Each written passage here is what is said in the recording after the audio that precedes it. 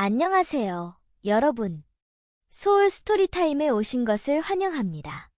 오늘부터 우리는 신카이 마코토 원작, 아키사카 아사히 각색의 소리를 잃어버린 아이와 함께할 여정을 시작합니다. 그리움과 신비로운 세계, 우리가 좇는 목소리에 관한 이야기. 지금 시작해볼까요? 6화 신카난 프라에세스. 같은 시각, 카난 마을, 족장 사이에 신이 있었다. 화토불을 피운 장엄한 분위기의 방, 가장 깊숙한 곳에 걸린 두 장의 현수막 사이의 의자에 노파가 앉아 있었다. 판초형의 의복을 몸에 깊숙이 두르고 그 얼굴에는 깊고 긴 연륜이 주름이 되어 새겨져 있었다. 그녀는 카난 마을의 최고 권력자인 족장으로 양옆에는 예비 병사를 거느렸다. 크라비스 회수는 일단 수고했다. 족장으로부터 몇 걸음 떨어진 곳에 한쪽 무릎을 대고 진지하게 그 말을 받아들이는 신에게 족장은 계속 말했다. 하지만 너는 실수를 저질렀다. 신은 갑작스러운 말에 깜짝 놀라 숨을 삼켰다. 대체 무슨? 지상에서 온 남성과 소녀가 크라비스를 갖고 생사의 문으로 향하고 있다. 의미를 이해할 수 없었다. 크라비스 회수라는 사명은 확실히 완수했다. 하지만 크라비스는 여기에 있다. 슈네시시는 지상인이 회수해서 안치했지만 아크엔젤이 엉망으로 만들기 전에 빼돌려서 자신이 불태웠다. 제 몸을 태우는 듯한 느낌과 함께. 그리고 슈네시신에서 크라비스를 확실히 회수했다. 그 크라비스는 여기에 있다. 그렇다면 그들은 또 다른 파편을 갖고 있었다. 신은 할 말을 잃었다. 그런 말도 안 되는 일이 있다니. 크라비스의 파편이라고? 그런 게 가능한가? 선택받은 자에게만 주어지는 귀중하다는 말로 표현할 수 없을 만큼 귀중한 크라비스의 파편을 지상인이 갖고 있다는 것이. 족장은 쉰 목소리로 계속 말했다. 너는 지상인들을 아가르타로 어이없이 불러들였다. 이는 큰 실수다. 하지만 제가 맡은 사명은 어디까지나 크라비스의 회수였고 그 사명은 확실히 완수했다. 그렇지만 신의 말을 가로막은 것은 족장도 아닌 그 측근들이었다. 변명하지 마라. 모두가 말해야 이해하겠나. 확실히 지상인을 아가르타로 불러들인 것이 자신의 잘못이라고 한다면 큰 과실이다. 그러나 크라비스의 순결을 느낄 수 없다. 크라비스가 있는 곳을 마음대로 알 수 없는 자신이 무슨 일을 할 수 있단 말인가. 족장은 노래를 부르듯 다시 말을 계속했다. 과거의 번영은 이미 옛말이며 지금 우리는 기나긴 황혼을 살아간다. 우리는 이대로 생명의 종착지인 아스트람에 녹아들기를 바라고 있지. 하지만 문이 한번 열리면 지상인이 다시 아가르타에 들이닥쳐서 혼탁함이 평온함을 집어삼킬 것이다. 그것은 아가르타의 매우 쓰라린 역사였다. 무력 없이 지혜만 갖고 있던 아가르타에 공격해 들어온 지상인들. 사람들은 총격을 받고 시해당하며 무력과는 다른 힘을 빼앗겼다. 한때 우리가 받은 고통을 어설프게 잊을 수는 없다. 족장은 엄숙하게 말했다. 참으로 한심한 일이다. 성인식을 앞두고 너는 아직도 눈을 뜨지 못했다. 케찰코아틀의 시야를 들여다볼 수도 없고 크라비스의 숨결도 느끼지 못했다. 내 형에게는 타고난 재능이 있었지만 수겁의 병 탓의 지상을 더욱 동경하게 되고 말았다. 신은 생각했다. 형은 자랑스러운 형이었다. 고작 6살의 나이에 케찰코아틀의 시야를 볼 수 있게 되어 사상 최연소로 사명을 받았다.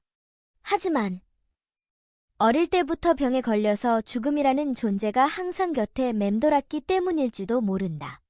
형은 곧 또 다른 병에 걸리고 말았다. 어릴 때 형이 선생님에게 이어받은 병. 결과적으로 형을 죽음에 이르게 한 그것은 지상에 대한 동경이었다. 지상에는 밤이 되면 하늘의 별이 보인대. 별? 죽은 사람이 별이 되어 우리를 지켜본대. 죽은 사람이라니. 아빠나 엄마도? 당연하지. 하늘에 반짝반짝 빛나 보여. 별이 보이는 하늘은 얼마나 예쁠까? 한 번이면 돼. 죽기 전에 한 번이면 되니까. 별이 빛나는 하늘을 보고 싶어. 족장의 방을 나와서 돌층계 길을 걸어가는 신의 뒤를 한 소녀가 쫓아왔다. 신! 긴 머리카락을 바짝 당겨 묶고 의식용 의상을 걸친 소녀였다. 신은 그쪽을 보지도 않고 날카로운 말투로 말했다. 세리, 임무 수행 중이잖아. 잠깐은 괜찮아. 세리라고 불린 소녀는 그렇게 말하며 신의 앞을 걷기 시작했다. 신은 잠시 망설였지만 소꿉친구인 세리에게는 말해 놓아야 한다고 생각했다. 세리, 쉰 말이야. 알아. 신의 말을 끝까지 듣지 않고 세리가 말했다. 아니면 쉰의 죽음을 내게 말하게 하고 싶지 않았을지도 모른다. 신은 조용히 중얼거렸다. 유감이야. 그러나 세리는 고개를 작게 가로저었다. 아니야. 병이 악화됐다고 해도 쉰은 아마 보고 싶은 것을 봤을 거야. 신은 대답하지 않았다. 그것에 대해서 자신은 복잡한 감정을 지나치게 느끼고 있다고 생각했기 때문이다. 세리는 그런 신을 걱정스러운 듯이 바라봤다. 신, 또 새로운 사명을 받았지? 응, 지상인들을 찾아서 크라비스를 빼앗아야 해. 신의 말에 세리는 한층 더 표정이 어두워졌다. 하지만 그건 죽이라고 하지는 않았어. 신은 세리를 안심시키기 위해서 웃어 보였지만 바로 진지한 말투로 계속 말했다. 그래도 필요하면. 거짓말을 하지 못하는 성격은 옛날부터 변함없었다. 세리는 비통한, 아니 거의 비명에 가까운 소리를 질렀다. 그런 위험한 사명에 신 혼자 보내다니. 부모님이 돌아가신 후 우리 형제를 마을이 키워줬잖아. 그 은혜를 갚아야 해. 그 말만 전하고 신은 세리에게서 등을 돌렸다. 더 이상 임무에서 이탈하면 안 되잖아. 빨리 돌아가. 신. 세리가 불러도 돌아보지 않았다. 자신의 집에 돌아오자 신은 단도를 꺼냈다. 칼집에 넣어 놓은 단도를 가만히 바라봤다. 신, 선물이야. 쉰이 마지막 사명을 마치고 돌아온 날. 평소처럼 다정하게 웃으며 쉰이 준 것이다. 언젠가 신이 사명을 받으면 필요할 거야. 새 것이지만 쓰기 편하고 손에 익숙한 감각. 분명히 비싼 물건이었을 테지. 하지만 진심으로 가격 따위는 관계없었다. 쉰이 준 물건을 신이 보물로 여기지 않을 리가 없다. 더구나 그것이 최후의. 신은 머리를 흔들었다. 지금은 감상에 잠길 때가 아니다. 쉰이라면 이런 사명을 쉽게 완수해낼 것이 분명했다. 신은 긴 머리카락을 머리 뒤에서 아무렇게나 붙잡더니 단도로 거칠게 잘라냈다. 그리고 마구간으로 가서 에마를 타고 달려나갔다. 이제는 영원히 따라갈 수 없는 형의 등을 쫓아서. 자, 먹어라. 모리사키가 만들어준 저녁은 역시 찐 감자였다. 그래도 당연히 불평하지 않았다. 먹을 것이 넉넉한 시대에 돌입했다는 요즘이기 때문에 잊어버릴 뻔했지만 이 여행 덕택에 제대로 된 음식물을 먹을 수 있다는 것이 얼마나 행복한 일인지 실감했다. 고맙습니다. 잘 먹겠습니다. 아스나가 감자를 받아들고 먹기 시작하자 모리사키도 한 입 먹은 후 너도 먹을래? 라며 자신의 무릎 위로 올라온 미미에게 감자 조각을 줬다. 정말로 의외였다. 모리사키는 뭐랄까, 좀 더 매몰차다고 할까, 동물을 귀여워할 성격이 아니라고 생각했다. 그건 아마도 모리사키가 여행 초반에 말한 끝까지 데려갈 수 없을지도 모른다는 말에 기인했을 테지만. 응? 왜 그래? 아스나가 자신을 보는 것을 깨달은 모리사키가 이상하다는 듯이 물었다. 아스나는 감자를 갉아먹는 미미를 가리키며 아니요. 어느새 미미와 친해지셨네요. 라고 말하자 모리사키는 선뜻 대답했다. 아, 여차할 때 고양이는 식량이 될 테니까. 네? 아스나가 깜짝 놀라 소리를 지르자 모리사키는 진심인지 농담인지 알 수 없는 목소리로 농담이야 라고 말했다. 정말로 농담일까? 군대와 같은 알 수 없는 조직, 아크엔젤에 소속된 모리사키다. 여차할 때 정말로 고양이도 먹는 게 아닐까? 조금 생각했지만 모리사키가 그런 짓을 할 거라고 믿을 수 없다. 이 여행을 막 시작했을 때라면 그런 결론을 낼 수 없었을지도 모르지만 아스나는 한동안 느릿느릿 감자를 먹었지만 갑자기 선생님 하고 말했다. 가만히 있을 수 없었다. 하지만 용기가 필요했다. 모습이 조금 이상한 것을 깨달았는지 모리사키가 의아하다는 표정을 지었다. 뭐지? 아스나는 무슨 이야기부터 하면 좋을지 망설이다 말을 꺼낸 이상 일단 말해야 한다고 생각했다. 우리 아빠는 일찍 돌아가셨어요. 모리사키는 감자 조각을 입에 넣으며 말했다. 그리고 엄마는 진료소에서 일하시고 늘 열쇠를 갖고 다니며 집을 지키는 아이의 전형이지만 그게 이 여행에 도움이 되는 것은 확실해. 고맙다고 해야겠구나. 고맙다니, 그런 말씀 마세요. 아니야. 모리사키는 고개를 가로저었다. 나도 혼자 지낸 지 오래됐으니까. 생활 능력은 있을 거야. 원래 아크엔젤에서 활동해서 야영 등의 경험도 풍부하지. 하지만 감자 조각을 다시 미미에게 나눠줬다. 뭐라고 해야 할까? 그래. 모리사키는 무슨 말을 해야 할지 망설인 듯했지만 잠시 생각하고 계속 말했다. 그게 필요한지 어떤지는 잠시 접어두자. 하지만 거기까지 말하고 모리사키는 말을 한 번 끊었다. 내가 없었으면 이 여행은 훨씬 더 험난했을 거야. 내가 이 여행의 여유를 가져다줬다. 문득 이런 생각이 떠올랐지만 일부러 말하지 않았다. 왠지 리사를 위한 여행의 여유가 결코 있어서는 안 된다고 여기기 때문일지도 모르겠다. 미안하다. 내 이야기가 되고 말았구나. 아스나, 내 아버지 얘기를 하려고 했지? 아, 네, 맞아요. 아스나는 손 안에 감자를 바라봤다. 김이 나며 소금 알갱이가 표면에 붙은 거친 요리였다. 아스나가 만들어도 비슷할 터이지만 전 아빠에 대해서 잘 몰라요. 아빠가 불러준 자장가 정도만 기억나고 그것 이외에는 거의 기억하지 못하거든요. 모리사키가 시선으로 재촉하자 아스나도 숨을 한 번 쉰 뒤 말했다. 선생님은?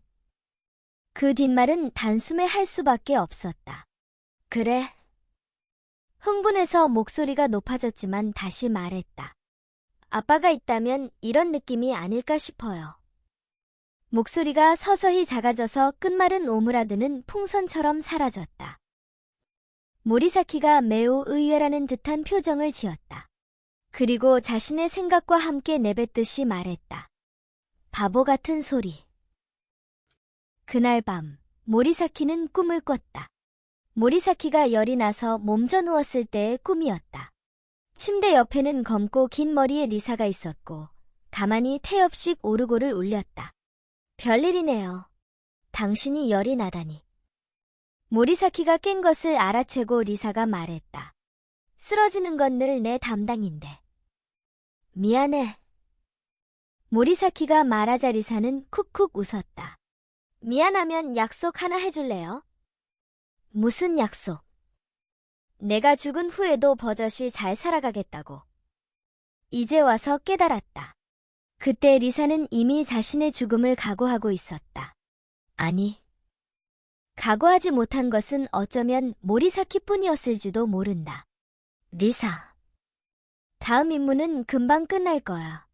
돌아오면 함께 우리나라로 가자. 그렇게 하면 당신 병도 분명히.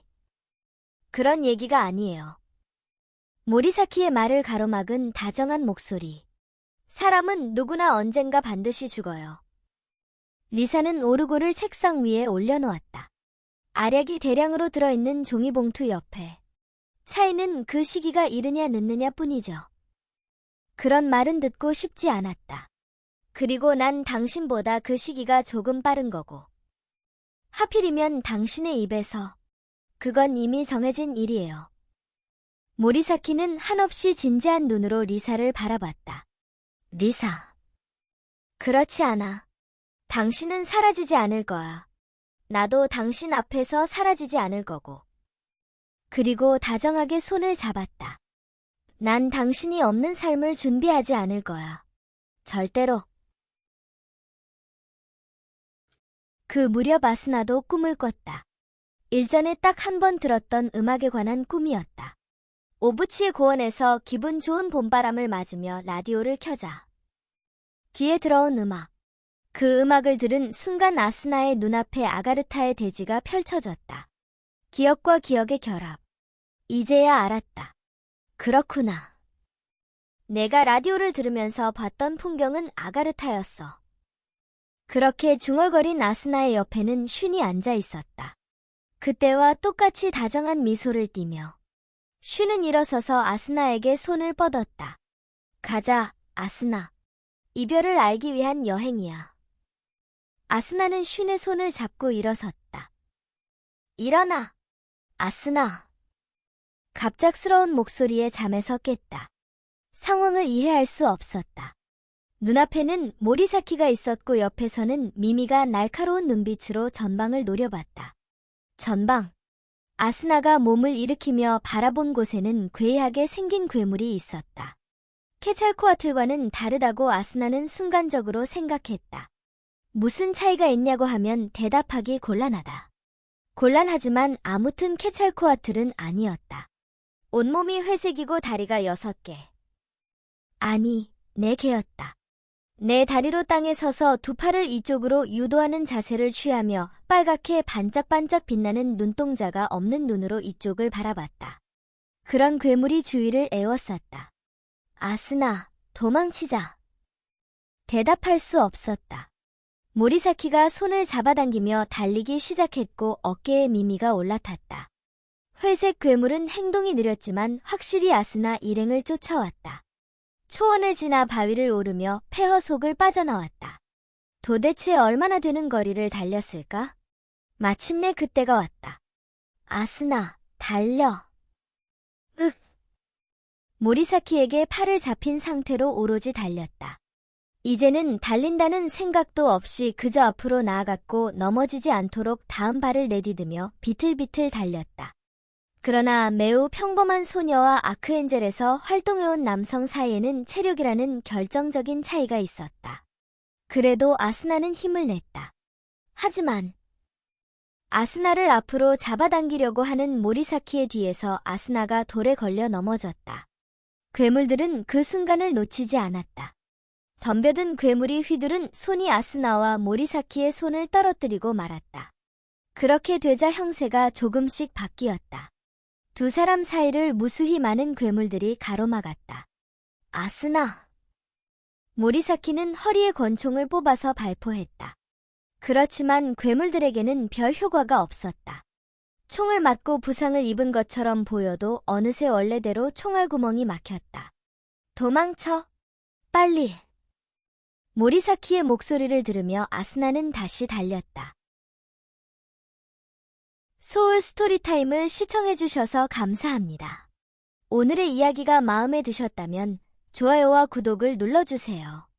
매주 화요일, 수요일, 금요일, 일요일에 새로운 이야기로 찾아뵙겠습니다. 다음 이야기까지 행복한 시간 보내세요. 그럼 안녕.